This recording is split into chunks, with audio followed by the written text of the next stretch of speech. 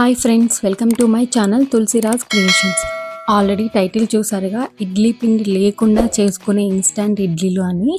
నిజంగానే చాలా టేస్టీగా ఇంకా చాలా సాఫ్ట్గా ఉండే ఇన్స్టంట్ ఇడ్లీలు ఎలా చేసుకోవాలో ఈ వీడియోలో అయితే చూద్దాము. జస్ట్ 2 ఇంగ్రీడియంట్స్తో అటుకులు ఇంకా బొంబాయి రవ్వతో చాలా సాఫ్ట్గా ఉండే ఇడ్లీలు అయితే చేసుకోవచ్చు. సో లేట్ చేయకుండా అవి ఎలా చేయాలో ఈ వీడియోలో చూసేద్దాం. ముందుగా ఒక మిక్సింగ్ బౌల్ తీసుకొని అందులో 1 కప్పు అటుకులు తీసుకోవాలి. ఏ అటుకులైనా పర్లేదు, సన్నగా ఉన్నా కానీ లావుగా ఉన్నా కానీ. సో నేనైతే సన్నగా ఉన్న అటుకులు అయితే తీసుకున్నాను. అందులో 1 గ్లాస్ వాటర్ వేసి అటుకులను బాగా కడిగి వాటర్ మొత్తం సపరేట్ చేసుకోవాలి. ఇప్పుడు ఇందులో 1 కప్పు పెరుగును కూడా యాడ్ చేసుకోండి. మనం ఏ కప్పుతో అటుకులు తీసుకున్నామో అదే కప్పుతో పెరుగును కూడా వేసి బాగా మిక్స్ చేసుకొని మూత పెట్టి ఒక 10 మినిట్స్ అయితే నాననివ్వాలి. అటుకులు నానేలోపు స్టవ్ మీద ఒక ప్యాన్ పెట్టుకొని అందులో 2 టేబుల్ స్పూన్ ఆయిల్ వేసి ఆయిల్ కొంచెం హీట్ అయ్యాక 1/2 టీ స్పూన్ ఆవాలు, 1/2 టీ స్పూన్ శనగపప్పు, 1/2 టీ స్పూన్ మినప్పప్పు కూడా తీసుకొని అవి కొంచెం ఫ్రై చేసుకోవాలి. ఇందులో 1 పచ్చిమిర్చి సన్నగా కట్ చేసుకొని వేసుకోవాలి. అలాగే కొంచెం కరివేపాకు, సన్నగా తురుముకున్న 2 క్యారెట్ కూడా వేసుకొని మిక్స్ చేసుకోండి. ఈ క్యారెట్ ఒక 2 మినిట్స్ ఫ్రై చేసుకొని అందులో కొంచెం కొత్తిమీర, మనం ఏ కప్పుతో అయితే అటుకులు తీసుకున్నామో అదే కప్పుతో బొంబాయి రవ్వ కూడా వేసి ఒక 4 మినిట్స్ బొంబాయి రవ్వని లో ఫ్లేమ్లో పెట్టుకొని బాగా ఫ్రై చేసుకోండి.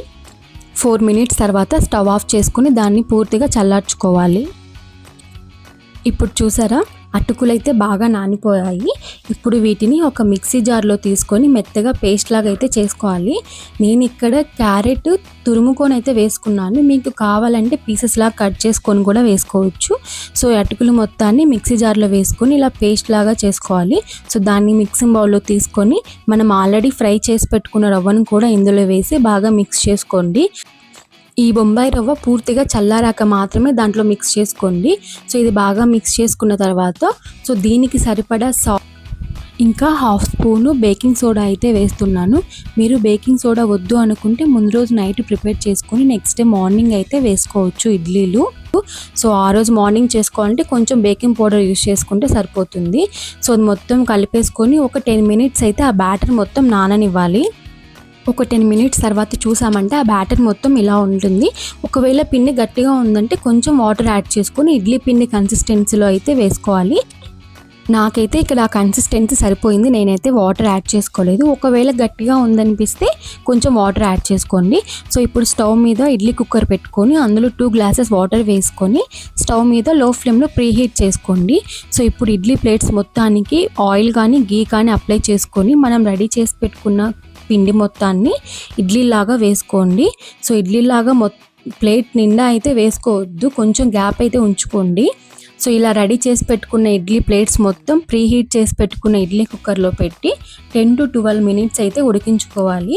సో 12 మినిట్స్ తర్వాత స్టవ్ ఆఫ్ చేసుకొని ఇంకో 5 మినిట్స్ కూడా అలాగే ఉంచుకోండి. మూత వెంటనే తీసేసామంటే మనకు ఆ ఇడ్లీలు మొత్తం ప్లేట్కి స్టిక్ అవుతాయి, తీసేటప్పుడు సరిగా రావు. సో ఆఫ్ చేశాక 5 మినిట్స్ తర్వాత అయితే ఇడ్లీలన్నీ సపరేట్ చేసుకోండి. టేస్ట్ అయితే చాలా బాగుంటాయి. ఎప్పుడు చేసుకునే ఇడ్లీలు కాకుండా ఇలా అయితే ఒకసారి ట్రై చేయండి, చాలా సాఫ్ట్గా కూడా ఉంటాయి. సో ఇంకా దీనికి కాంబినేషన్ అయితే ఏ చట్నీ అయినా బాగుంటుంది, పల్లి చట్నీ కానీ కొబ్బరి చట్నీ కానీ ఇంకా అల్లం చట్నీ కూడా బాగుంటుంది. సో నేను ఇక్కడైతే పల్లి చట్నీ ఇంకా కరివేపాకు పౌడర్తో అయితే సర్వ్ చేసుకున్నాను. చూసారు ఎంత సాఫ్ట్గా ఉన్నాయో. సో ఇన్స్టంట్ ఇడ్లీ ఖచ్చితంగా ట్రై చేసి ఎలా ఉందో నాకు కామెంట్ బాక్స్లో షేర్ చేయండి. ఈ బ్యాటర్ని ముందు రోజు రాత్రి ప్రిపేర్ చేసి పెట్టుకొని ఫ్రిడ్జ్లో స్టోర్ చేసుకున్నారంటే నెక్స్ట్ డే మార్నింగ్ కూడా యూస్ చేసుకోవచ్చు. టేస్ట్ అయితే చాలా బాగుంటాయి. సో తప్పకుండా ట్రై చేయండి. ఈ వీడియో నచ్చితే లైక్ చేసి మీ ఫ్యామిలీ మెంబర్స్ కూడా షేర్ చేయండి.